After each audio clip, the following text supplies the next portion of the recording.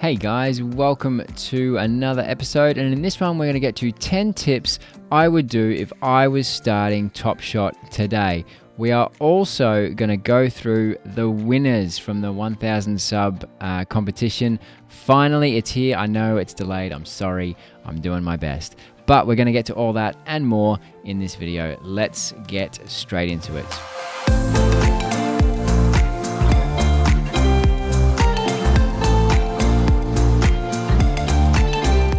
So just a quick recap on Cool Cats 5. It's obviously finishing, probably by the time you're listening or watching to this, but maybe just before. It's currently sitting at $227. TJ McConnell's sitting at $94.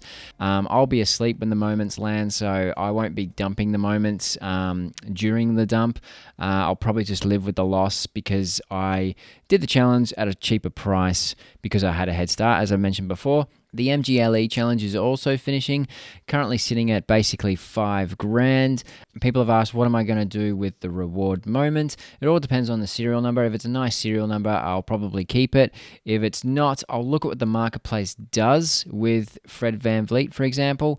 If he's higher than what was expected, I'll consider selling him. If he was lower than what I'm expecting, I'll probably hold him until he becomes relevant for the Cool Cats challenge.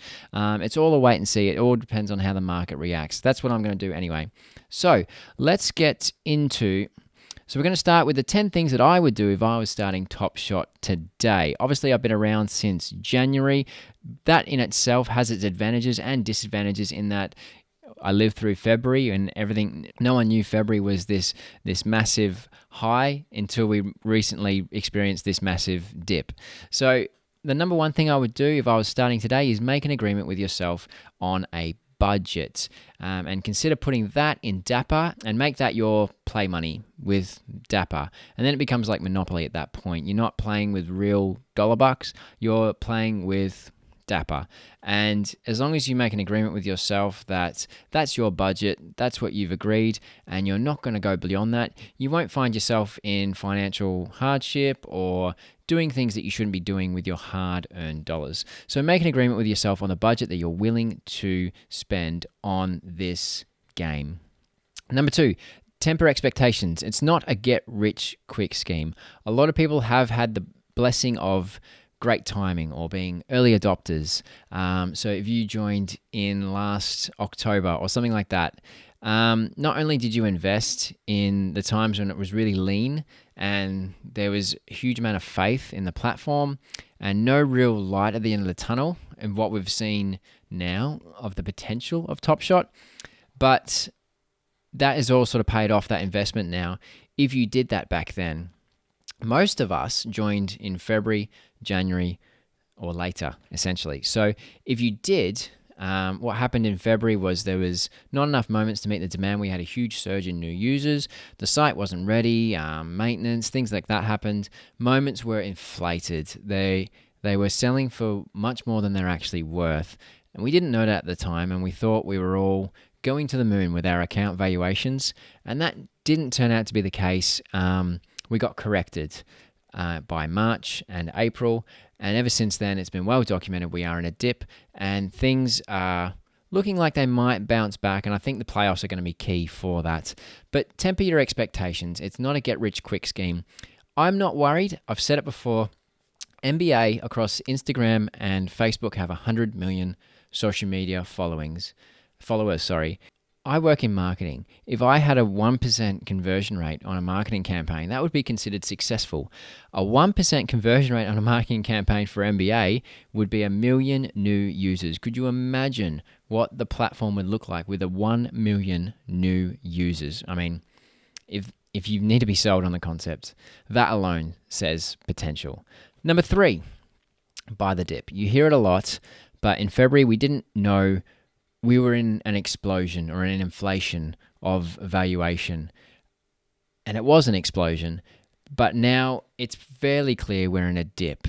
And if you've scouted certain moments long enough, the LeBron 3 or some Series 1 moments, it's pretty clear after they reached a height, they also reached a floor recently. I spoke about on Twitter, Patty Mills. I've been scouting his Series 1 moment, and this is not financial advice. I wanted to buy Paddy Mills because he's an Australian. I don't know how long he's going to be in the NBA long term. He's already had a 12-season career, which is in itself impressive. But he's obviously a huge asset to San Antonio. I really wanted his moment, and I watched him drop. I almost bought him at $120, which I thought was good for Series 1 at the time, and it was. It's one of the cheaper ones. But I've seen him go all the way down to $45, and then I saw him bump back up to $54, and then I regretted it a little bit. And when I saw him jump back down to $47, I bought him the other day because I wanted him, and it's a moment that I wanted to collect. It's not a moment that I wanted to have for profit reasons, and I'll get to that a little bit later. Number 4, thoughtfully purchase and sell around challenges. So you don't have to do challenges in order to thoughtfully get gains from them. So you don't need to participate to benefit. And this actually, the wording of that came directly from one of my comments on this channel, thoughtfully purchase and sell around challenges. And it was just a brilliant way to sum it up. So I've mentioned Fred VanVleet a few times. When the challenge was announced, I had Duncan Robinson and I had Joe Ingles in my moments. And I could have easily just flipped them straight away as soon as the challenge was announced. And that is a way to benefit from the challenge. Selling them on the high would have allowed me to buy basically 3 of them back as soon as the challenge was over. And so that is essentially using the challenge to your benefit. If you had TJ McConnell, you probably could have bought 6 of them back after this challenge because he's gonna fly off that cliff really well without a parachute. Tip number 5, if I was starting Top Shot today, don't let the frustration of NBA Top Shot getting to you. Being here now as an early adopter, which you are, you may not have been here last October, but you are an early adopter, even by NBA Top Shot's definition, and it's on their website. If you have a moment, as of May 22nd, you are going to get 100 points on your baller status for being an early adopter. So that's their term, not mine. Don't get frustrated with NBA Top Shot. It's been said a million times, but we are in beta. That's why we get the advantage of stress tests, the $9 packs. $9 packs might be history in next series. They might all be $20 packs. Who knows? The cost you're making now is of grinning and bearing Top Shot's testing and trying to make the platform a stable place for the next million users.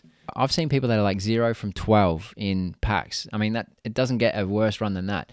But when I get unlucky, I don't go on Twitter and whinge about it. I just think, well, that's the cost of being involved now, something that's so young. And if it was easy, everyone would do it. So for me, it's just, I don't get frustrated about it. It's just like, not my day. I move on and try again the next time there's a pack. And that's the cost of being an early adopter. So don't get frustrated with NBA Top Shot. It's just, it is what it is. Number 6, packs are your easiest investment. Now, this might sound obvious, but people often ask every time a rare and a legendary comes out, are packs worth it? The packs are always worth it. I have yet to see a pack where the contents aren't as valuable as the pack price itself. And even I've seen one person get 3 of the same garbage moment in one base set pack, and it was still worth more than the $9 it cost them. So packs are always worth it. Now, that doesn't mean you should spend $999 on a holo icon pack if you can't afford it. If that's outside of your agreed dapper budget, don't do it. There are other ways to scale up to that point. I've said it before, it's probably not what NBA Top Shot wants, but when I got an All-Star pack, I flipped Jokic, the All-Star rare moment, straight away when he was on the high and on his way down for about $600, and he landed at half that still. So that gave me play money to do all these different challenges and experiment for you guys and just have fun with the platform. And I actually bought back another All-Star rare. I got Mike Conley because I thought it was going to be a requirement, and it was, but you needed 2 rares. I thought it was going to be a requirement for a pack in future. So for the price of that one sale, it allowed me to do 2 challenges, buy a rare, and I can't even remember now, do lots of other stuff to play this game. And that allowed me to afford the holo icon drop. Now, I wasn't lucky to get in the top 3% to get that, but I've been scaling up to that point.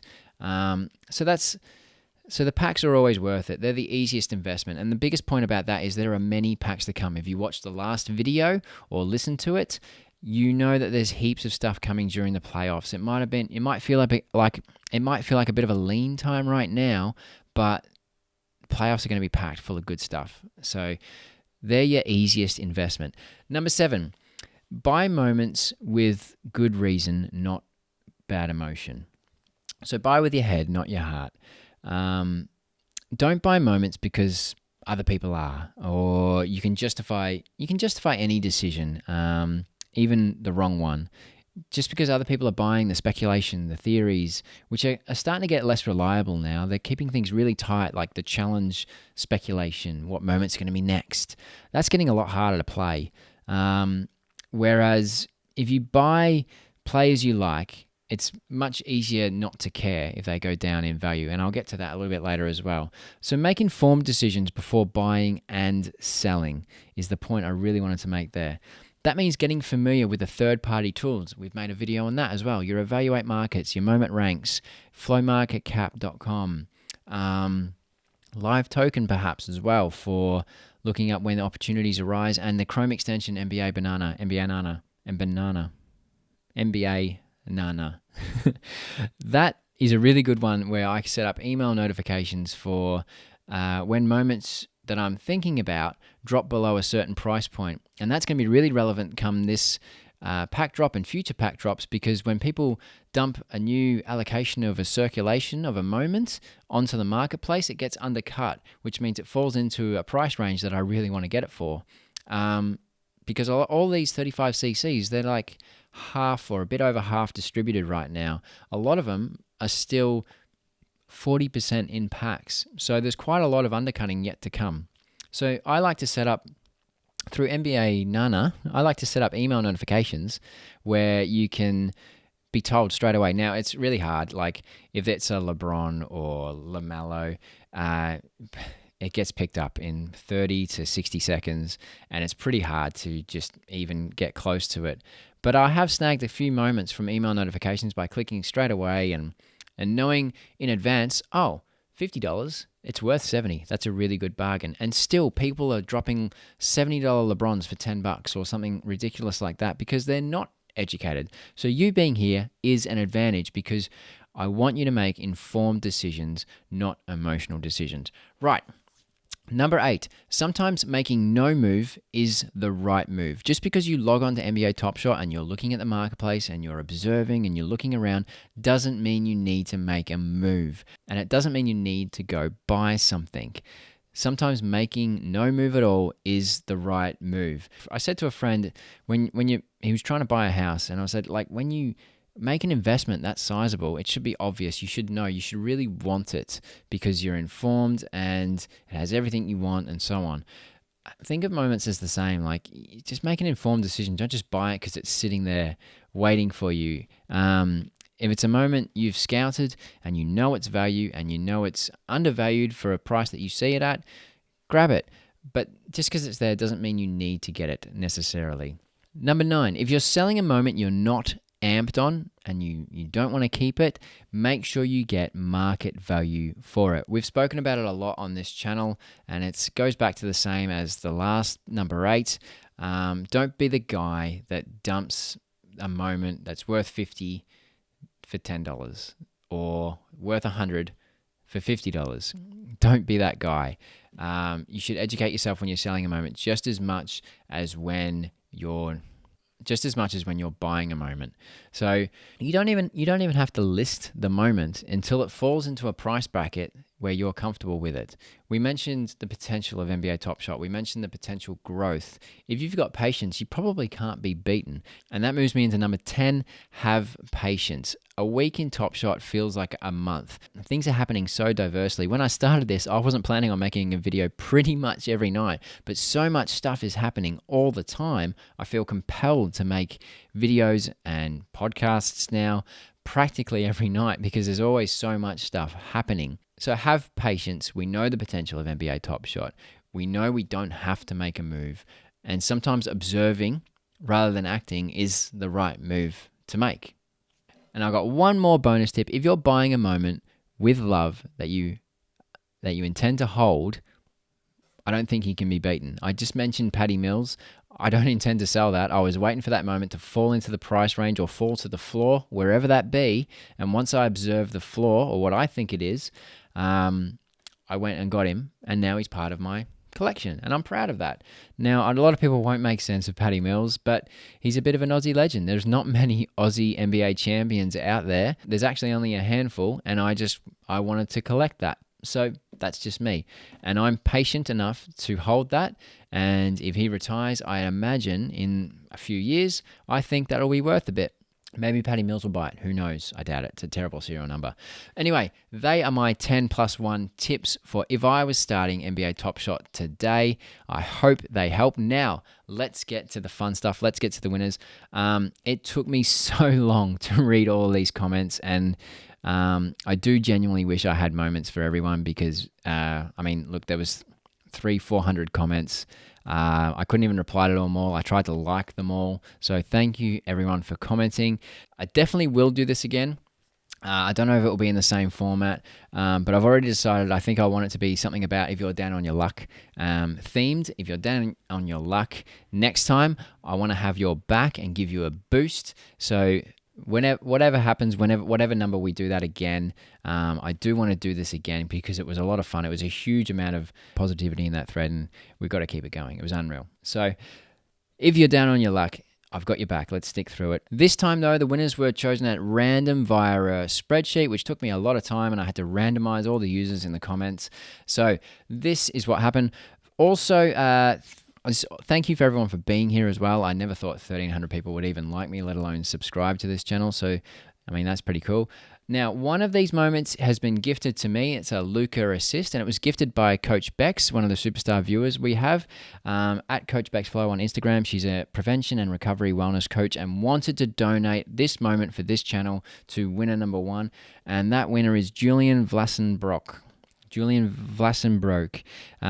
Your comment did make me laugh, so thank you for sharing. You are going to get the Luca assist. Now, bear in mind also, I have to hold a moment for 7 days before I can gift it. There's gifting requirements. So if they don't enter your account straight away, don't worry, I will get it to you. It just might be a gift requirement that I've got to wait and then send it to you. Winner number 2 is Jevlon. Thanks for watching, buddy. Your comment also was really, really good. Winner number 3 is G Fury. Thanks for choosing me as your guru. Winner number 4 is IDFS Daily. I'm very satisfied with this one because he says he was my 5th subscriber ever. So sorry about those first few videos. They were a bit different. I don't think they were as good. And winner number 5 is Patrick Luanag. Now, I'm sorry if I'm butchering all of these names. I'm not good with names. I've tripped on a few NBA players' names. Anyway, they are the 5 winners. Please DM me your Top Shot username. You can find all my socials in the description below. Or if you have no other way, leave a comment down below and I will find it. I do read them all and I try to reply to as many as I possibly can, usually while holding a baby trying to get it to sleep. Like I said, we are going to do this again. If you have any questions or ideas of what you want me to cover in my next videos, let me know. I'm always looking to answer your questions, and even if I don't know the answers, I will find them in the networks that I have and I will get back to you. I appreciate you all, and I will see you in the next episode. See ya.